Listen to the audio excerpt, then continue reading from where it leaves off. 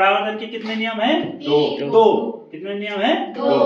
पहला नियम क्या बोलता है कि जो आने वाली किरण है आपतित किरण, और जो जाने वाली किरण है परावर्तित किरण, और ये बीच में जो हमने ये सीधा डंडा खींचा हुआ है इसको क्या बोल रहे हैं? अभिलंब। लंब। ठीक है। आपतन कोण कहां पर बनता है? लंब और किसके बीच में? आपतित किरण के बीच। ये वाला जो कोण है इसको अगर मैं नापूं ऐसे, देखो जरा ऐसे, ये मैंने बीच की लंब रख दिया है, जीरो वाले को मैंने बीच वाली लाइन पे रख दिया है। अब इधर से देखो ऐसे ऐसे करके तो कितने पे है? मान इसको 60 पर रखो, जैसे ऐसे ऐसे 60 की तरफ, 60 ये और ऊपर ए, तो ये कितने पे हो गया? कोण कितने को बन गया? इधर की तरफ आपतन कोण कितने का बन गया? 60। कितने का बना? 60। समझ में आ गया? और अब तो ये नियम क्या बोलता है कि अगर आपतन कोण 60 का होगा, थोड़ी जरा ऊपर इधर, तो जाने वाला कोण भी कितने का होना चाहिए? 60 का होना चाहिए। ये है पहला नियम। यहाँ से यहाँ तक कितना होना चाहिए? 60। परावर्तन कोण भी कितने का होगा? 60। ये समझ में आई बात कि नहीं आई? क्या है पहला नियम बताओ? कि जितना आपतन कोण होगा उतना ही क्या होगा? परावर्तन कोण। इतना समझ में आ गया है? इसको हम लोग लेजर लाइट से देख भी सकते थे सही ढंग से। अभी तो हम धागे से अनुमान लगा रहे हैं, है ना?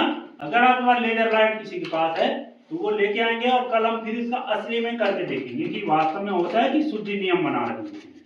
समझ में आ गया? तो पहला नियम समझ में आ गया कि नहीं आया? दूसरा नियम समझना थोड़ा सा मुश्किल होता है क्योंकि हम समझ नहीं पाते तल किसके लिए बोल। ठीक है।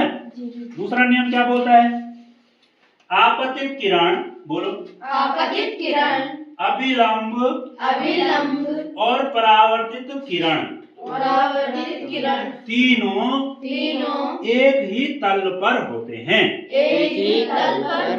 अब मुझे बताओगे सतीश कि एक ही तल से तुम क्या समझ रहे हो? क्यों बोला? क्या है? ये किरण दिख रही है आपको, ये अभिलंब दिख रहा है आपको, और ये दूसरा परावर्तित किरण। इनका एक ही तल का मतलब क्या हुआ? कहाँ कौन से तल की बात हो रही है? इस वाले तल की बात हो सर, क्योंकि एक ही इस पे है। एक ही तल पे माने ये शीशा, हम इसको एक तल मान रहे हैं तो ये तीनों एक ही तल पर टकरा रही हैं। ये हमको समझ में आया। आपको क्या लगा? मेरे को ये लगा। आपको भी यही लगा। ठीक है। लेकिन एक ही तल पे होने का मतलब समझेंगे हम आप। ठीक है। देखो यहाँ कितने तल दिख रहे हैं आपको? एक तो ये तल दिख रहा है जहां से लाइट आ रही है, जिस तल से लाइट आ रही है, और दूसरा ये तल है जिसपे ये शीशा खड़ा कर रखा है। आया समझ में? तो ये नियम क्या बोलता है कि अगर ये लाइट इस आने नीचे वाले तल से इस खड़े वाले तल पर टकरा रही है तो जाने वाली लाइट भी इस नीचे वाले तल पे ही लौटेगी।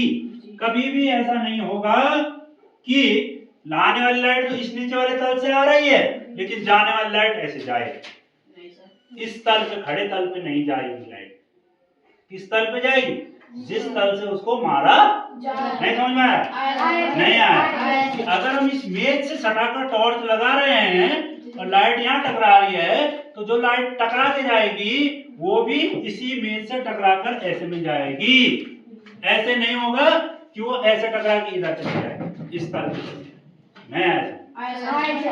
दो तल है ना यहाँ पे, एक तल है लेटा हुआ तल और एक तल है खड़ा तल। समझ में आया? और बहुत सारे तल हो सकते हैं। कैसे हो सकते हैं? देखो यहाँ लगा, एक तल ये है, लाइट यहाँ से आ रही है। अब अगर ये बहुत सारे तल क्या हो सकते हैं कि क्या ये ऐसे जाएगी? नहीं। क्या ये ऐसे जाएगी? नहीं सर। क्या ये ऐसे जाएगी? नहीं सर। क्या ये ऐसे जाएगी? नहीं सर। क्या ये ऐसे जाएगी? क्या ये इस तल पे जाएगी? नहीं सर। क्या ये इस तल पे जाएगी? नहीं सर। बहुत सारे हजारों तल हो सकते हैं इसमें, है ना? लेकिन वो किस तल पे जाएगी? जिस तल से वो आ रही है। अब ये लाइन भी मुझे किधर खींचनी पड़ेगी? उसी तरफ खींचनी पड़ेगी। इसी से सटा के खींचनी पड़ेगी, नीचे की तरफ से ही खींचनी पड़ेगी। इस अभिलंब को मैं ऐसा नहीं खड़ा कर सकता, इस पे रुक जा, छोड़, ऐसा नहीं खड़ा कर सकता अभिलंब। अभिलंब भी मेरे को किधर की तरफ खड़ा खींचना पड़ेगा? जिधर से लाइट आ रही है, जिस तल से लाइट आ रही है। आया कुछ तल का अर्थ समझ में? नहीं आया? तो ये तीनों लाइनें एक ही तल पर होंगी। अब देखो तल का मतलब क्या होगा, जरा करके देखेंगे तभी जाके आप तल समझ में आएगा। ठीक है ना? चल भाई, ए आदर्श, अब तुझे बताना, मैंने शीशा यहाँ लगा दिया। देखो रुको छोड़, ये शीशा लगा दिया, समझ आ गया? अब लाइट में मार रहा हूं इस तल से, ये मैंने लाइट मार दी, तो इसको ऐसे तो अभिलंब कहाँ खींचना पड़ेगा आपको? ऊपर की तरफ खींचना पड़ेगा। आया कुछ समझ में नहीं आया? अब आने वाली किरण कौन से तल से आ रही? इस खड़े तल से आ रही है। और टकरा किस तल पे रही है? नीचे वाले तल पे टकरा रही है। लेकिन वापस जाने वाली किरण भी कौन से तल पे वापस जाएगी? अब इस खड़े तल पे। और मुझे लंब भी किस तल पे खींचना पड़ेगा? आया को समझ में नहीं आया? तो आपतित किरण, लंब और जाती हुई किरण, परावर्तित किरण, तीनों किस तल पे होते हैं? एक ही तल पर। ऐसा नहीं हो सकता कि मैं लाइट ऐसे मारूं यहाँ से और ये लाइट जो है ऐसे चली जाए, ऐसे नहीं टकरा के जा सकती। आया समझ में? जी। वो तब जाएगी जब मैं लाइट यहाँ से मारूंगा, ऐसे इतना टेढ़े पे मारूंगा तो लाइट भी वहां से इसी तल पे उधर की तरफ जाएगी। आया को समझ में कि नहीं आया ना? तो ये दो है परावर्तन के नियम। समझ में आ गया?